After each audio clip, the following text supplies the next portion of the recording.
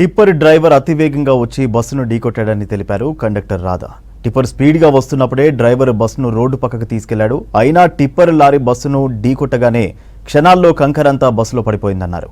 Bus ప్రమాదానికి గురైన కొద్దిసేపటికే బస్సులో ఉన్న పోలీసులతో పాటు వెనుక బస్సులో ఉన్న పోలీసులు సహాయక చర్యలు అందించారని తెలిపారు కండక్టర్. బస్సు ప్రమాదం జరగడానికి టిప్పర్ లారీ డ్రైవర్ కారణమంటున్న కండక్టర్ రాధాతో రాంప్రసాద్ ఫేస్ టు ఫేస్.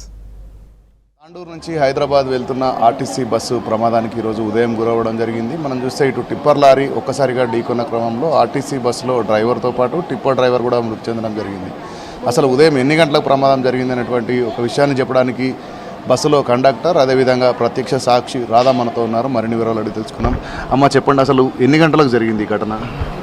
6:30, 6:47 మధ్యలో అయింది సార్. అంటే బస్సు ఆ సమయంలో ఎట్లా ఉంది? స్పీడ్ ఉందా లేదంటే టిప్పర్ స్పీడ్ ఉందా? తాండూరు నుంచి కూడా స్పీడ్ లేదు సార్. అదే ఆయన అంతే నడిపిస్తాడు, స్పీడ్ అసలు ఓడు. స్పీడ్ అనేది లేదు, అసలు బండి అయితే స్పీడ్ లేదు, నార్మల్గానే పోతుంది. అయితే ఆ టిప్పరే ఆయననే ఎదురొచ్చి అని చెప్తున్నా కదా సార్, మేము ఆయనే కిందికి దించిండు బండి. ఆ టిప్పర్ అట్లా వెళ్ళిపోతుందేమో అని, అది సాధ్యం కాలేదు. వాడు మళ్ళీ అట్లనే డ్రైవర్ మీదకే అది చేసిండు. అంటే బస్సు బయలుదేరినాక ఎంతసేపటికి జరిగిందమ్మా ఈ ఘటన? ఏ ప్రాంతంలో జరిగింది? అది మధ్యలో సార్, పూడూరు గ్రామం ఏమన్నారు. వన్నే కూడా చిట్టంపల్లి దాటిన తర్వాత చిట్టంపల్లిలో ఒక ఆమె ఎక్కిన తర్వాత ఆమెకు టికెట్ ఇచ్చినా లోపలికి వెళ్ళండమ్మా అని అంటే కొంచెం అట్లా వెళ్ళింది. పోలీస్ వాళ్ళు ఒక 5 మంది ఏమో వికారాబాద్లో ఎక్కారు, 2 మణిగూడలో దిగిండ్రు, 3 అయితే నా బస్సులోనే హైదరాబాద్ వరకు వారెంట్ టికెట్ తీసుకున్నారు. ఇక వాళ్ళు కూడా ముందరనే నిలబడ్డారు. హెల్ప్ అయితే చేసిర్రు, వాళ్ళని కాదు, అక్కడ ఉన్న వాళ్ళు కూడా. వెనక పరిగి బండి వస్తుంది, ఇంకా వికారాబాద్ మళ్ళీ తాండూరు బండి కూడా వచ్చింది అనుకుంటా సార్. పరిగి బండి వాళ్ళనైతే చూసిన, అందులో పోలీసు వాళ్ళు ఉన్నారు, అందులో అందరు దిగి మొత్తం హెల్ప్ చేసిర్రు. సరిగ్గా ప్రమాదం జరిగిన సందర్భంలో మీరు ఒక్కరే బస్సు ముందు సీట్లో ఉన్నారు. అసలు ఏం జరిగిందనేది మీ ఒక్కరికే తెలుసు. అసలు ఆ సందర్భంలో అసలు ఏం జరిగింది, ఏ విధంగా ఢీకొన్నది, అసలు అక్కడ ఉన్నటువంటి ఆర్తనాదాలు, పరిస్థితులు, కొంతమంది సహాయం కోసం అర్జించినటువంటి పరిస్థితి, అసలు ఏ విధంగా ఉంది అక్కడ సిచ్యువేషన్? అది అనుకోకుండా జరిగింది సార్. ఇక ఆ క్షణం ఏమవుతున్నది అనేది కూడా ఎవరికి అర్థం కాలేదు. నాకైతే అసలు ఏం అర్థం కాలేదు సార్. నేను ఎందుకంటే అది సడన్ బ్రేక్ వేసి ఇక్కడ మలిపి సడన్ బ్రేక్ వేసిండు కదా, ఈ రాడ్ ఉంటుంది కదా, రాడ్ ప్యాసింజర్లు ఎక్కుతారు కదా సార్ పట్టుకొని, ఆ రాడ్కి పోయి తలిగి ఆ ముఖం అంతా రక్తం అయితేనే ఉన్నది. కానీ నేను దాన్ని చూసుకోలే, నా చెయ్యి ఏమో అందులో ఇరికింది. ఆ చెయ్యిని ఇట్లా తీయడానికి నేనే ఒకరు సాయం అడుగుతున్నా, సార్ చేయి తీయండి అని. ఇట్లా సార్ అని అరుస్తే ఇంకొక ఆయన ఏం చేసినట్టే చెయ్యి లోపలికి వెళ్ళి తీసి కొంచెం బయటికి ఇట్లా లాగిండు నన్ను. నేను కిందికి వచ్చేసిన, మొత్తం రక్తం పోతూనే ఉన్నది. ఇక అంటే ప్రమాదం జరిగిన సందర్భంలో బస్సు మూమెంట్లో లేదు, టిప్పర్ గుద్దిన సందర్భంలోనే కంకర అసలు ఏ విధంగా లోపలికి వచ్చింది ఒక్కసారిగా?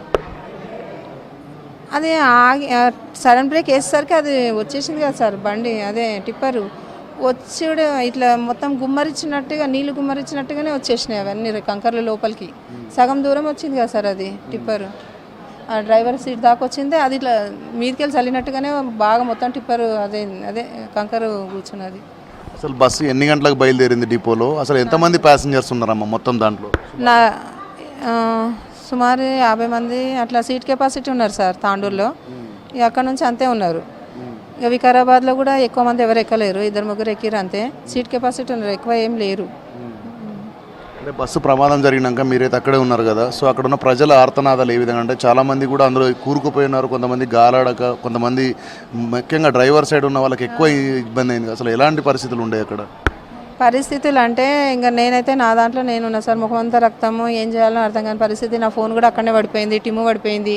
ఎక్కడ పడిపోయిందో కూడా నాకు అసలు, ఆ టిమ్ము ఎక్కడ పడిందో అసలు ఆ బాధ, అసలు ఈ క్షణం ఏమైంది అని.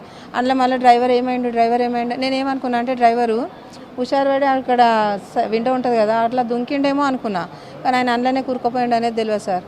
ఇక అదైంది. ఇక ఆర్తనాదాలు అంటే ఇక్కడ విండోస్ ఉన్నాయి కదా, నా వెనుక సీట్లో అందరూ విండోస్ అంతా ఇరగొట్టి బయటకు వచ్చిండ్రు.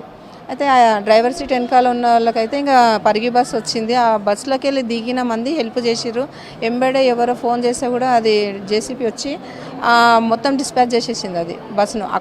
ఇక్కడదక్కడ చేసి ప్యాసింజర్లను సేవ్ చేసిండ్రు కొంతమంది. ఇక మిగతా వాళ్ళైతే చనిపోయారు అన్నారు. అంటే బస్సులో మహిళలు ఎక్కువగా ఉన్నారా, పురుషులు ఎక్కువ ఉన్నారా ఆ సందర్భంలో? నేను అది అంత చెప్పలేను సార్. ఆ టిమ్ములో ఎవరు ఎంతమంది ఉన్నారు అనేది చూపిస్తుంది. నేను అవన్నీ ఎందుకు చూసుకోవాలన్నట్టుగా నేనేమీ ఎంత చూసుకోలేదు. మహిళలు ఉన్నారా, పురుషులు ఉన్నారా అంత ఐడియా లేదు సార్ నాకు. ముఖ్యంగా కండక్టర్ రాధాతో పాటు చాలామందిని కూడా ఇటు బయటికి లాగినట్లయితే చెప్తా ఉంది. కానీ ఒక్కసారిగా జరిగినటువంటి ఈ ప్రమాదాన్ని అయితే అక్కడ అంచనా వేయలేని సిచ్యువేషన్ అయితే కొనసాగినట్టు చెప్తున్నారు. ముఖ్యంగా ప్రమాదం జరిగిన సందర్భంలో అక్కడ ఉన్నటువంటి ప్రజలతో పాటు రోడ్డుపై వెళ్తున్నటువంటి మిగిలిన ప్రజలు కూడా అక్కడికి వెళ్ళి సహాయ సహకారాలు అందించడంతో అయితే కొంతవరకు చాలా వరకు రెస్క్యూ ఆపరేషన్స్ అయితే కొనసాగాయని చెప్తున్నారు. ముఖ్యంగా ఈ ప్రమాదంలో ఇటు బస్సు డ్రైవర్ బస్సును కంట్రోల్ చేసి ఒక పక్కకు నిలిపినప్పటికీ కూడా టిప్పర్ లారీ వేగంతో వచ్చి ఢీకొట్టడంతో పాటు అందులో ఉన్నటువంటి కంకర మొత్తం బస్సులోకి రావడం వల్లనే ఈ యొక్క ఘటన అనేది చాలా సీరియస్గా జరిగిందని చెప్పేసి చెప్తున్నారు. ముందు సీట్లోనే కూర్చున్నటువంటి కండక్టర్ రాధా అయితే ఈ దృశ్యాలు మొత్తం చూస్తున్న క్రమంలో తాను కూడా బస్సులో ఇరుక్కుపోవడం జరిగింది. సో తాను కూడా ఇటు సహాయం కోసం అర్చించిన సమయంలో అక్కడ ఉన్నటువంటి కొంతమంది వ్యక్తులు అయితే తన చేయిని కూడా బయటకు తీసి తనను కూడా రెస్క్యూ చేసినట్లయితే మనకు చెప్తున్నటువంటి పరిస్థితి. కెమెరామెన్ సాయితో రాంప్రసాద్, V6 న్యూస్, చేవెళ్ళ, హైదరాబాద్.